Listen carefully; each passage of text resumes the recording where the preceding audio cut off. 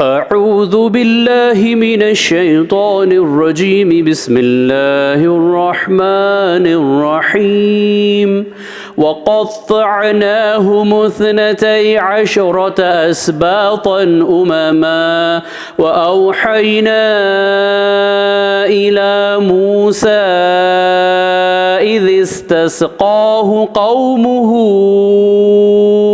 أن اضرب بعصاك الحجر فانبجست منه 12 عينا قد علم كل أناس مشربهم وظللنا عليهم الغمام وأنزلنا عليهم المن والسلوى كلوا من طيبات ما رزقناكم وما ظلمونا ولكن كانوا أنفسهم يظلمون।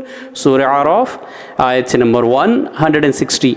और हमने बनी इसराइल को 12 ख़ानदानों में तकसीम करके इनके बड़े बड़े गिरोह बना दिए। और जब मूसा अलैहिस्सलाम से इनकी कौम के लोगों ने पीने के लिए पानी मांगा तो हमने मूसा अलैहिस्सलाम की तरफ वही भेजी कि अपनी लाठी इस पत्थर पर मारो।